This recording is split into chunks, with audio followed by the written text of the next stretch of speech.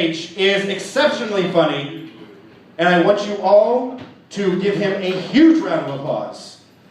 Please welcome to the stage, very funny, Matt C.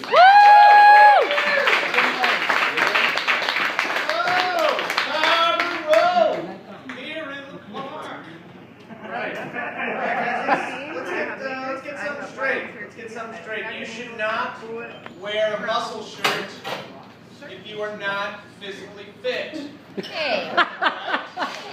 Stop it. You're not fooling anyone, sir. Everyone knows the difference between a pectoral muscle and a breast that is being compacted. But it goes both ways. I can't wear one. I can't wear a muscle shirt. I'm not physically fit. If I wore a muscle shirt, I'd be like, hey ladies, you want to count the ribs? Also, I drink beer and don't work out. How's it going? Who wants to eat cereal out of my chest cavity? I hear that's all the rage these days. You can see my ribs, but you can't see the swirls and cinnamon toast crunch. I'm getting to the age where a lot of my friends are making the mistake of getting married and having kids. And I don't know if you guys have noticed this, but people tend to do this thing where the pregnant woman constantly updates her Facebook with like a progress of her pregnancy, the profile, right? Like 4 weeks, 6 weeks, 9 weeks. I'm about to explode. Like, I don't care, but why are you shoving this in my face? I don't care about the progress of the parasite in your body. I don't care at all. So, but you know, nothing was stemming the flow, so I decided to retaliate. It was my only option. So now every month I respond by posting a picture of my girlfriend's period. Oh! And I'm like, year 6 months, no baby! Year 7 months, no baby! Doesn't get as many likes. Not sure why. But I don't know, I just thought, I can't imagine myself as a father, right? I just can't. And I don't think it's because I would be incapable of keeping the thing alive. You know, I think I can get that. Right? That's, like, come on, I've had cats, okay? How much more difficult can it be to keep them alive, baseline? But I think it's because I would just be like too real with my kid before it was appropriate to be real with him. You know, like he comes running up to me, all teary-eyed on Christmas, like, Dad, why are the reindeer so mean to Rudolph? I'm like, well, son, because it's a cruel, harsh world where if you're different and stand out, people make fun of you. If your talents don't involve throwing a football, they go widely unrecognized. Here's a gun, a bottle of whiskey. Welcome to life. Or even earlier than that, you know, like just when he's born. Like, yeah, you better cry, it's all downhill from here. And that goes for the baby, too. Here's a gun, a bottle of whiskey.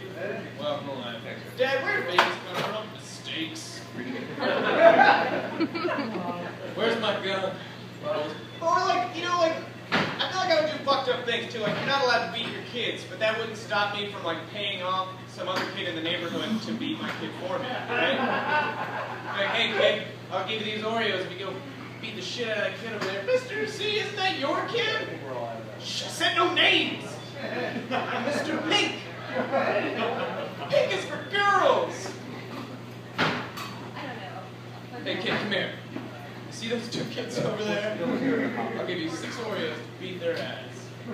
And that's why I'm not a father. That's why I'm not a father, because I'm irresponsible. It hasn't been that long since I did my taxes this year, and I'm still bitter about something. Does anybody here use TurboTax to do their taxes? Yeah, a few people. Fuck TurboTax. I already told you I only made $16,000 this year. Why are you asking me if I own a plane? Just gonna dig that knife in a little deeper, right? What kind of asshole owns a plane and doesn't own taxes? Like, I just gotta imagine the guy who made TurboTax is like, oh, you know, I wanted to give a cheap and affordable method for people to do their taxes without, you know, to do it easily. Also, I wanted to remind them they're peasants. just for good measure. So here at the station, there's a lot of music acts that come through. So I always get shit for this set, but there's this little bit I'm about to do, what I'm doing anyways. And it's that I find that I tend to hate the producer things, but I like the product. Like I like sandwiches, but I hate Subway employees because they don't understand mayonnaise and how much they put on. I love orange juice, but I hate Florida because, to be honest, it's Florida.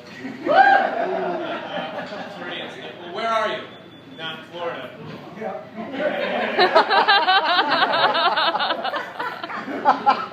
But the one that I had the hardest time reconciling is I love music, but I hate musicians, right?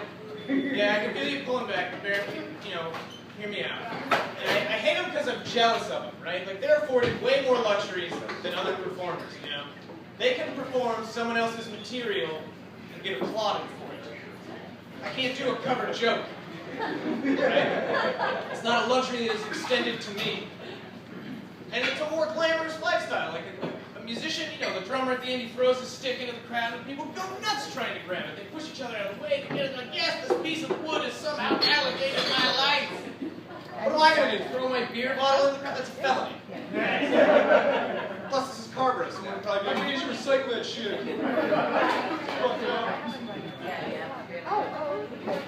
So, I grew up here in Carrboro, but I then moved to Chapel Hill when I was like 9. And the house that we moved to, we couldn't get air TV signals, so we had to get cable. After we got cable, I subsequently got addicted to the show Blue's Clues. Right? Yeah, Blue's Clues! Get it up! And I don't know if you guys are familiar, but in the episode, Steve always gets a letter from his friends, and he opens it up, and it's like a video from kids doing something in the community. But I have a sick twisted mind, and I was like, I want to see the episode where Steve gets a letter from his enemies. And he opens it up, and it's just like a video of a dimly lit basement room, and Blue is bound and gagged to a chair with a single light bulb swinging above her head, and there's 6 guys with masks and AKs standing behind her speaking some kind of language. And the subtitles say hey, we have Blue. If you ever want to see her again, leave $1 million inside Pale by the big tree out back. And then Steve, who's played by Liam Neeson in this movie, has to follow a series of bloody paw prints, busts the case wide open, kills all the dudes, saves Blue, finds out it was all an elaborate scheme orchestrated by Magenta to get Blue out of the picture. And in the chaos, she escapes and skidoos into a painting, and then he skidoos after her, and then she skidoos into another painting, and then he skidoos after that painting. And all of a sudden, he's not played by Liam Neeson, but Leonardo DiCaprio, and we have to go deeper. Anyways, that's the screenplay I'm working on for Blue's Clues. I work at a local high school, so if you have kids, keep that in mind. One of the first things I did when I started working there was I befriended all the women in the guidance department because they always had food, and I like food.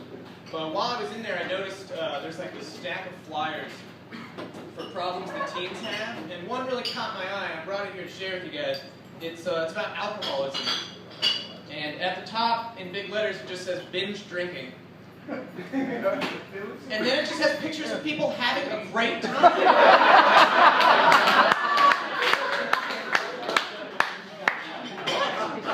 Except for this one guy at the bottom who's looking kind of sad. He's probably thinking to himself, man, I wish I had some people to binge drink. I'm Matt C. You guys have been great.